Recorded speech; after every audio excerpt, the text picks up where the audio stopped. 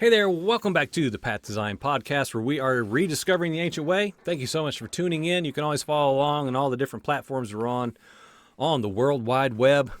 And what are we talking about? One True Shepherd. We are going to bring this series to a conclusion. This is part 3 here. We have covered a lot of ground. Hopefully, if you're still watching, this might be one where views really taper off as we go further and further along here, and that's okay. If you have still made it this far, and you're not one that already endorses what I'm presenting, amen. Thank you for being willing to at least listen to what I'm presenting. There are so many people, friend, be encouraged. There are so many people all across this entire earth who are coming to an awareness of, you know what? I think that Jesus and the Christianity that I've inherited has some problems and it has some questions that just somebody has to ask and somebody has to see, like, has anyone found answers for these concerns? Shouldn't the whole Bible agree? Shouldn't the Torah and the prophets declare something that came to pass fully in Yeshua and perpetuate out the other side to fulfill all of the gospel requirements and new covenant requirements of the prophets? Many people, many people are getting to that place, and amen if you're one. I'm thankful to be a small part, just a teeny tiny part of the whole. There are so many people, man, so many guys teaching awesome things out of the Word that most people do not even know are out there, that even exist. So, man, amen for what Father's doing to unveil our eyes from all these lies and deceptions that we've inherited. From what? A false shepherd doctrine. A false shepherd that's led us astray and fulfilled the Deuteronomy chapter 13 warnings that there's going to be false messiahs and false prophets that come, and they're going to tell you to abandon Yahweh's commandments and follow other Elohim that you've not known. Don't do it. Most of us have done it, realize we did it, and then we go from there. Praise the Father for our children who are being raised up in this, who are saying, you know what, I'm not following that new doctrine. I'm not. It doesn't agree with the Torah and the prophets, and I know it has to. Amen for that. Now I'm distracted again. Let's continue moving.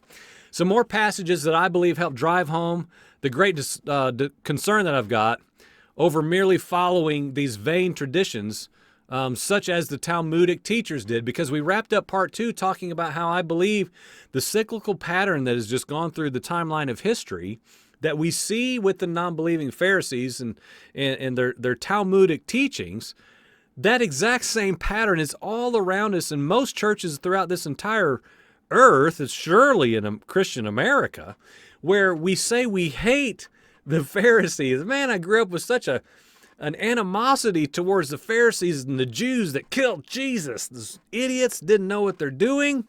What was wrong with them? Oh, I hate them.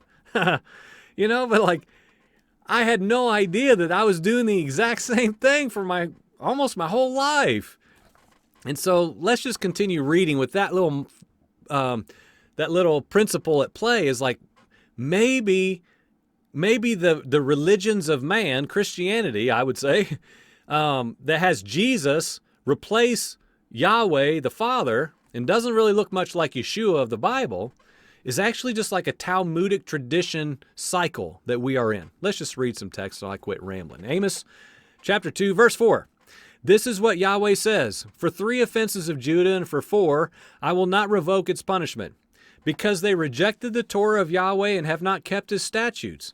Their lies also have led them astray, those which their fathers followed. Biblical patterns, all I'm doing. I'm highlighting some biblical patterns. I love doing that here. I love doing it at my kitchen table. Deuteronomy 13, oh, here we are again, 17 and 18 this time. But if your heart turns away and you will not obey, but allow yourself to be led astray, and you worship other Elohim, other gods, and serve them, I declare to you today that you will certainly perish. Okay?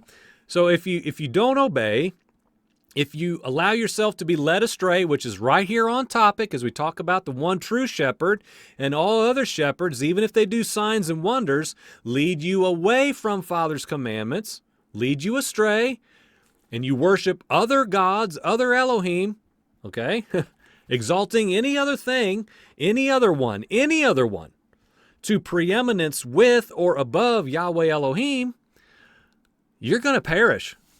Deuteronomy 13, 17, and 18. Ephesians chapter 4, verse 14, we are no longer to be children, tossed here and there by waves and carried about by every wind of doctrine, which continues, why are we talking about this? By the trickery of people, by craftiness in deceitful scheming. So here we are again. This false Messiah, this false shepherd doctrine comes, and there's winds of doctrine. There's trickery. There's craftiness. There is deceitful scheming. There is a plan at play, and we could take this down a few more floors into how principalities and powers have orchestrated this entire thing, which is why it fits the Garden of Eden deception and lie that says, you don't need commands. Those are burdens. You can't do that. Don't do that. Or it continues on to Christianity where Jesus did do those things so that you don't have to, even though they say that man couldn't keep God's Torah, which is why Jesus had to come, which is foolishness because Yeshua's fulfillment of Torah commands is what allowed him to become Messiah. So we have some real holes in this doctrine. And so we have to understand in Ephesians chapter 4, there's these winds of doctrine, there's trickery, there's craftiness, there's deceitful scheming going on by what? False shepherds who have snuck into the sheepfold, amongst the sheep, saying, how about you go over here? Look over there, look at that pasture over there. You don't want to stay within these horrible confines of Torah. Be free, look. Go on. Look at that over there. Isn't it beautiful? Here we are again. This is unintentional, friends. Look at this fruit. Look at the beautiful fruit on the tree. Do you see it right here? Yahweh's keeping that from you. You don't have to obey his law. Come on. Just take a bite. Friend, how can we not see these biblical principles and patterns at play? If we pay attention, we will see them. Jeremiah chapter 6, verse 16, this is what Yahweh says. Stand by the ways and see and ask for the ancient paths, where the good way is, and walk in it. Then you will find a resting place for your souls. But they said, all together now, we will not walk in it. Okay? Here is where we've been, friend. Here's where we've been. We're gonna bring this to a close probably pretty quick here. Very short part 3 conclusion for this point. This is a little bit further along a train of thought, so follow with me real close and be attentive. What many people do not realize is that the ancient way was already being left behind and abandoned in Yeshua's day in order to exalt the Talmudic traditions. Okay? If I could get this across to my Christian brothers and sisters, to my family, to people I love that for whatever reason just don't have the potential ability right now to see this.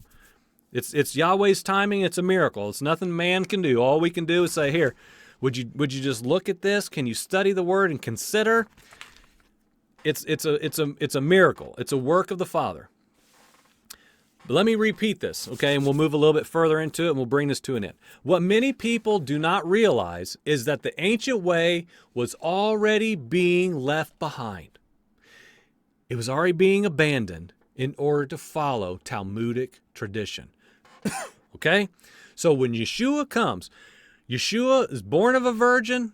He comes to earth, he grows, he matures in stature and in spirit and in obedience, and he learns obedience through the things that he suffered, and he becomes a man who's pleasing in the eyes of his Father.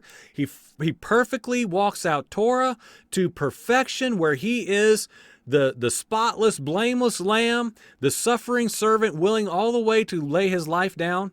And in that process, he encounters a religious system, a religion that had set up such great pillars of strength that you dare not question it. You do not question these men and their doctrines. Sound familiar? Sound familiar? Any one of us who challenge the Christian doctrine, no. It is a no-fly zone. You do not say what I said in part 2, that maybe, you never say this question that I said in part 2 that I'll say again so I can really get in trouble. Is it possible that the Jesus of Christianity is different than the Yeshua of the Scriptures? You don't you dare touch that. Don't you dare touch that. And so Yeshua, when he's on the scene, we have to get this in our understanding historically and practically.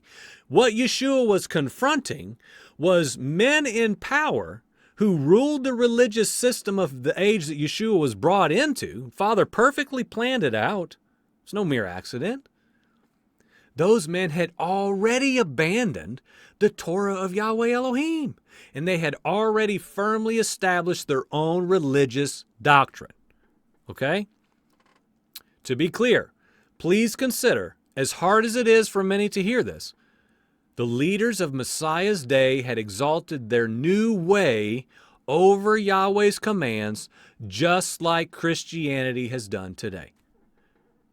What Jesus was born into and moved and lived amongst, friend, is not much different than you and I today. Isn't that something to chew on? I would propose the ages are very, very similar. The ancient good way that we just read about in Jeremiah chapter 6, verse 16, the ancient good way, even there in Yeshua's time, was already becoming archaic and done away with. Fulfills the prophetic warnings that the Torah, the prophets, and even Yeshua himself told them and us today. It was already fading. Why? Because of the religious order was pushing their way up and Yahweh's way out.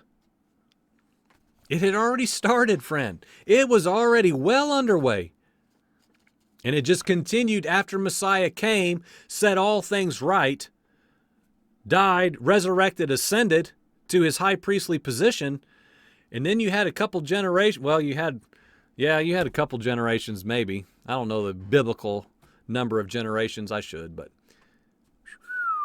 state church, it's over.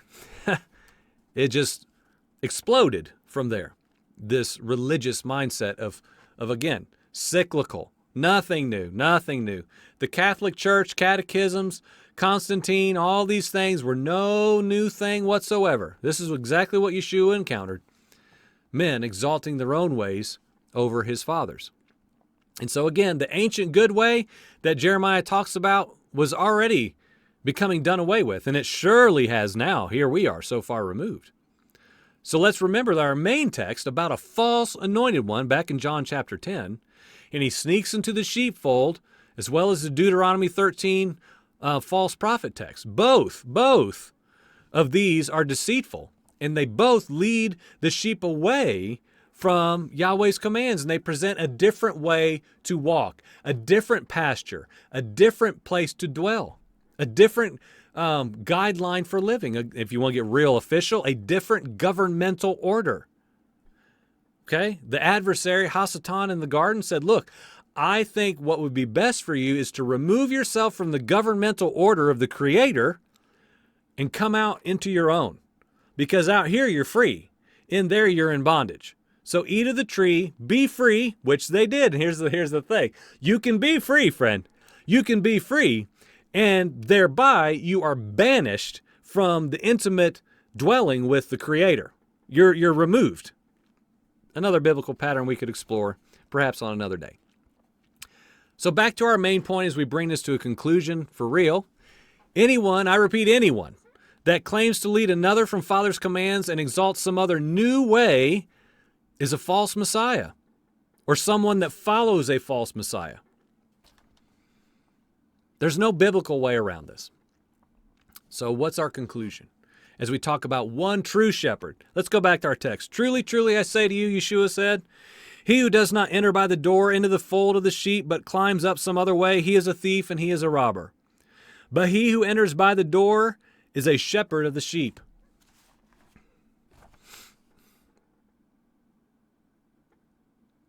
We need to be alert. We are being shepherded by someone and something. It is the Yeshua of the Scriptures that endorses and exalts and properly places himself, even obedience to what? What did he do? He obeyed to the utmost.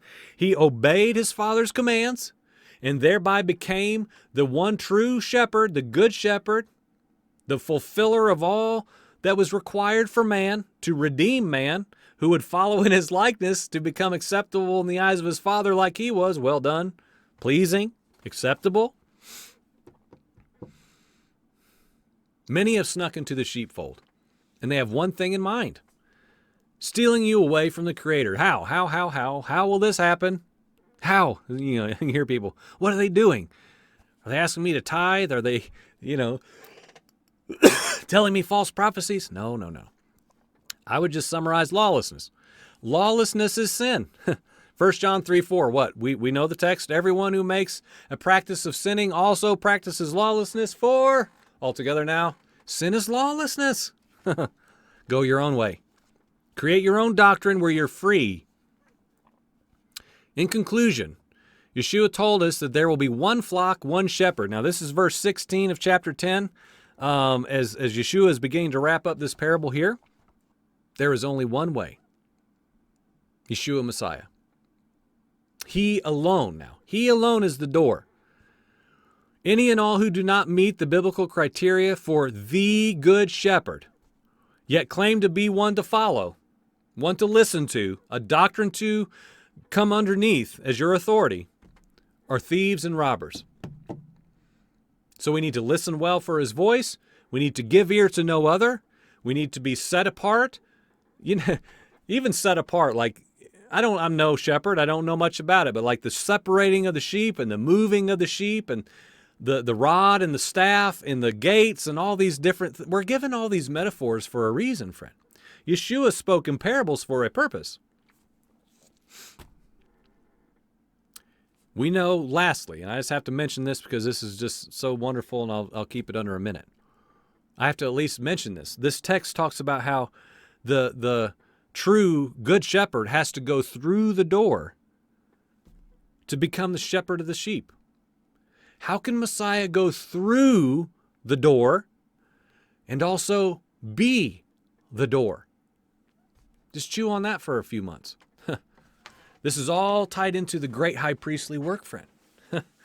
He purchased by his obedience and his submission to the Father in his subordinate condition and place and function, so that he can become the firstborn of many brethren, friend. So that we go through and unto what he has already made a way. He has prepared the way for us to walk. I want to be found following the one true shepherd. I've been deceived. Have you? Just ask, won't you? Pray. Ask the Father, have I been deceived? Have I been lied to? Am I not even in the right sheepfold anymore? These are questions that offensive, yes, but need to be asked. So friends, would you do that? Would you go over these texts that I've shared? I say this all the time. I will send these studies to anyone who wants to print them out and read them and go over them and critique them and put holes in them and like them or leave them.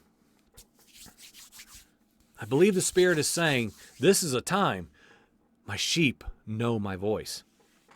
I want to know my shepherd's voice, friend. And I want you to know him too. I really do. So thank you so much for watching. This is the Path to Zion podcast. We're rediscovering the ancient way here. We have seen it. We want to find it more and more and more. We want to walk in it.